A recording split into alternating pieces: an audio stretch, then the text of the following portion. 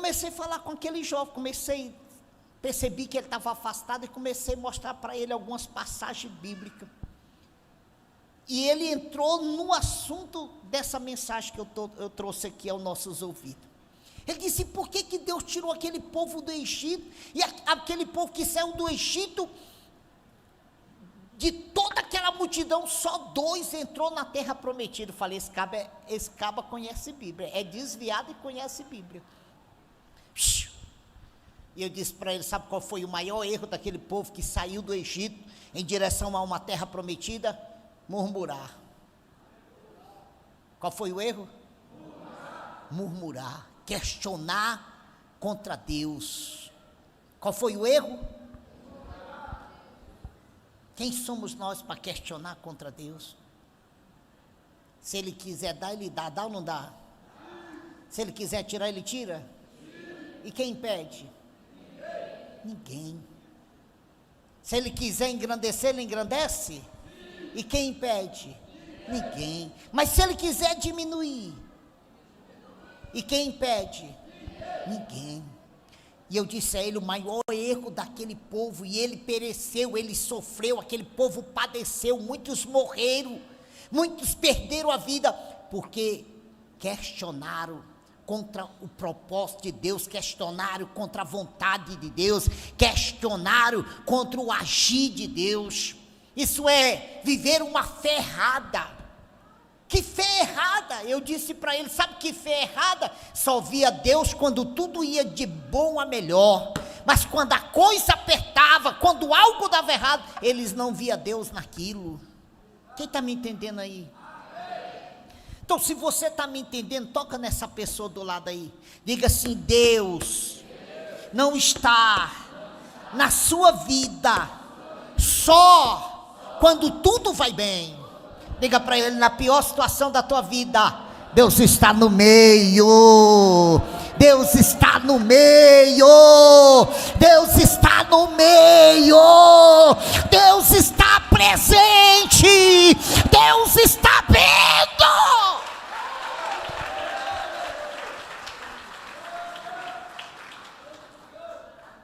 Está aqui, ó.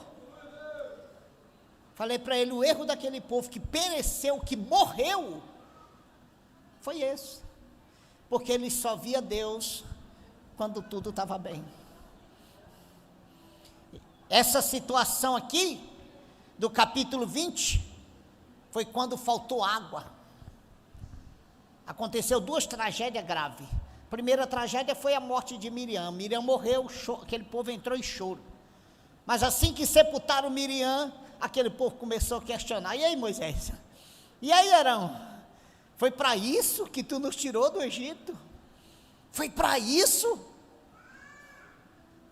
Foi Moisés que tirou o povo do Egito? Foi Arão? Foi Deus. Não foi Moisés, não foi Arão. Moisés era apenas um mensageiro de Deus.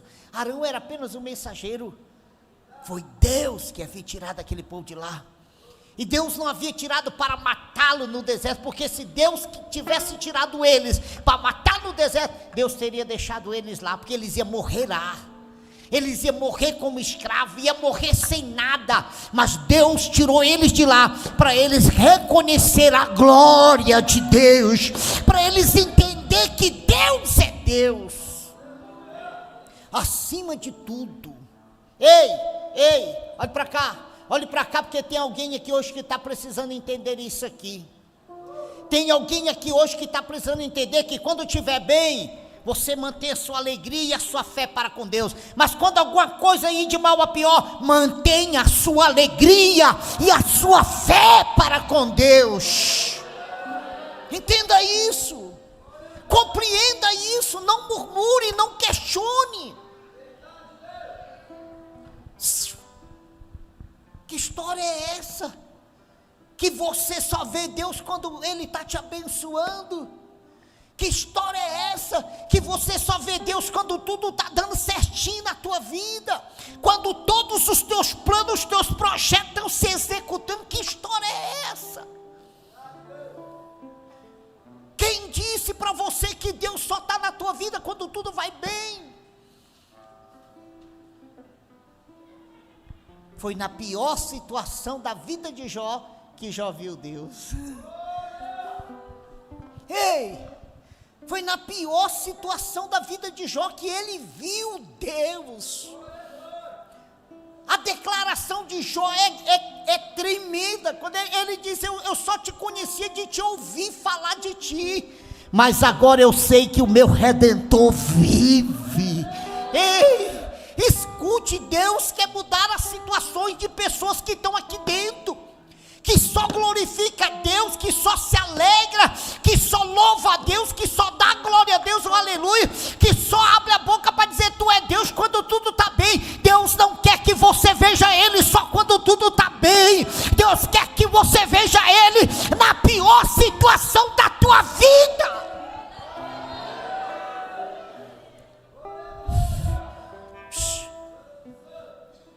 Não tinha água. Ei, não tinha água. A Bíblia diz que aquele povo questionou com Moisés, questionou com Arão. Eles ficaram magoados, ficaram feridos, Moisés mais ainda. Moisés ficou tão ferido, tão irado com aquela situação, com aquela maneira de agir daquele povo, que os dois foram clamar, foram para a porta da tenda clamar, e a glória de Deus aparece. E Deus olha para Moisés e diz, vai até aquela rocha. Olha para mim. Deus diz para Moisés, está vendo aquela rocha ali? Vá até ela. Leva o povo até lá, porque eu vou fazer sair água da rocha, para que esse povo saiba que eu sou Deus. Oh, parece que só duas pessoas estão entendendo, irmão. Parece que só duas pessoas estão entendendo. Deus disse para Moisés, está vendo aquela rocha? Leva o povo até ela, porque eu vou fazer sair água da rocha.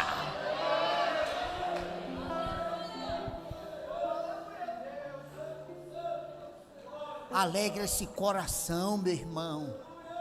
Dê glória a Deus no que você está passando. Dê glória a Deus nessa situação, por pior que ela seja. Porque até de onde não tem água, Deus faz surgir água.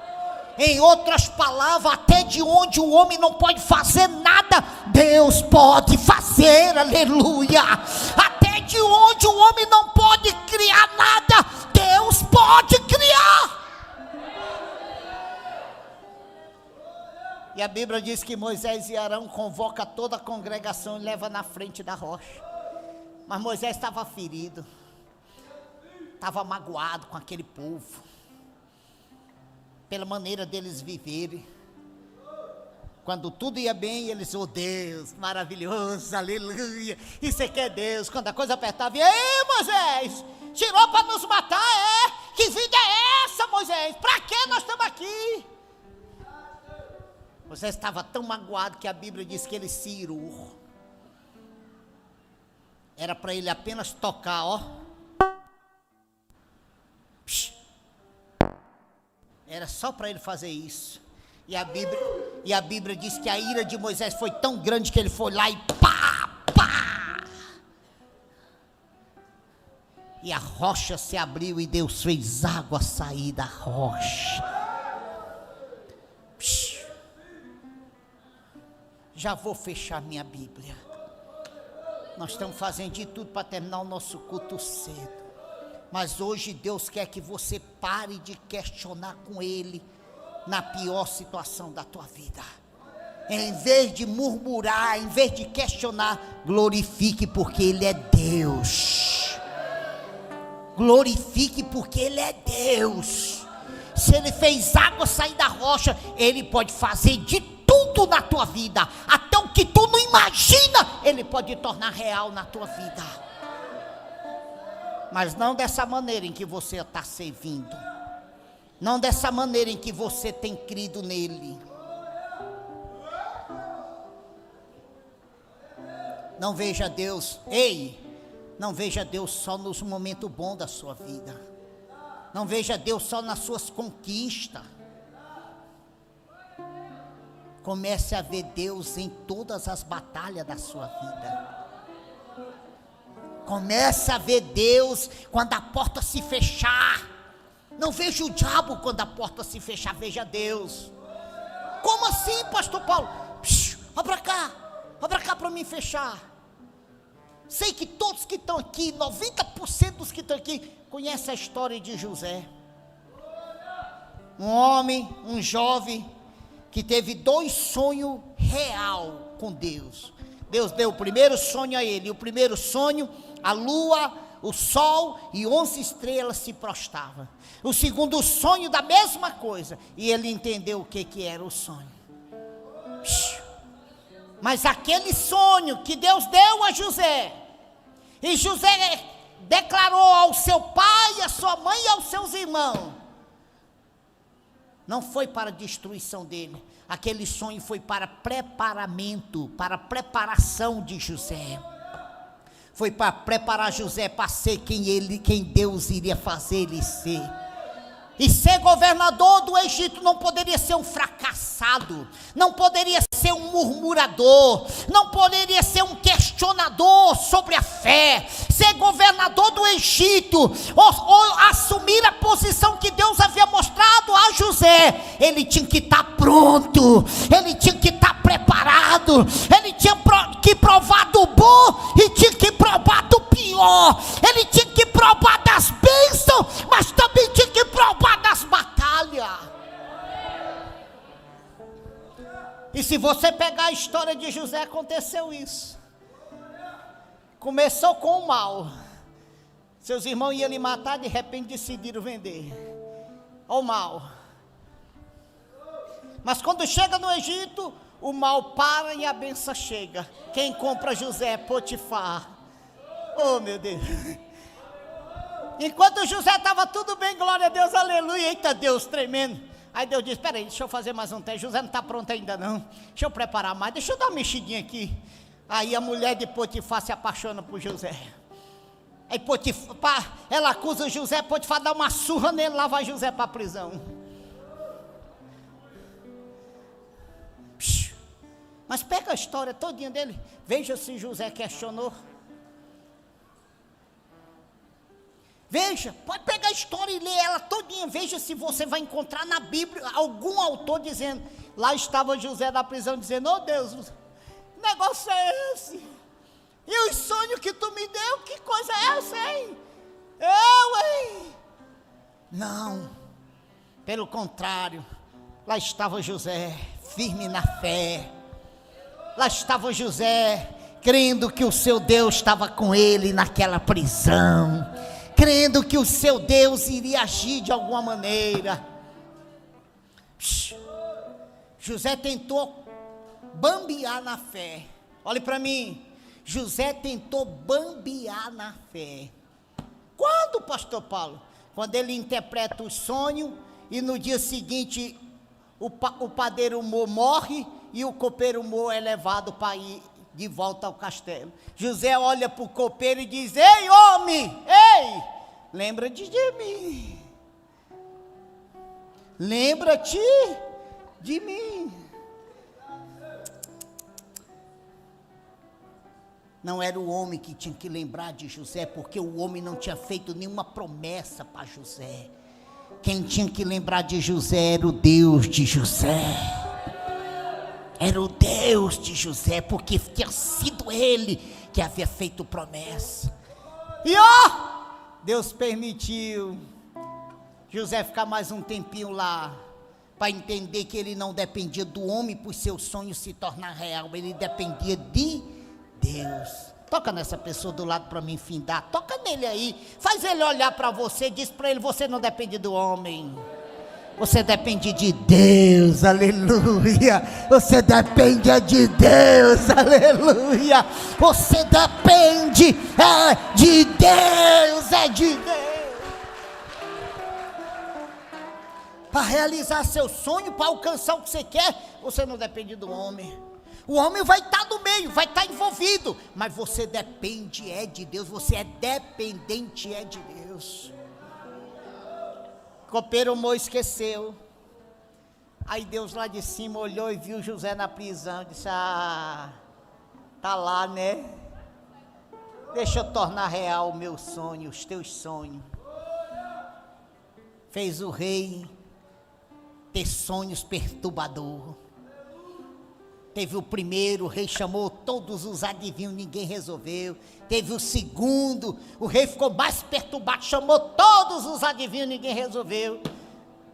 Como ninguém resolveu, o rei ficou irado e disse: eu vou matar todos vocês, vocês são tudo falso. Vocês não são nada de adivinho, são tudo falso, vocês vão morrer. Aí de repente a mente do copeiro humor, para ajudar todos aqueles que iam morrer, disse: peraí rei, eu lembrei de alguém aqui.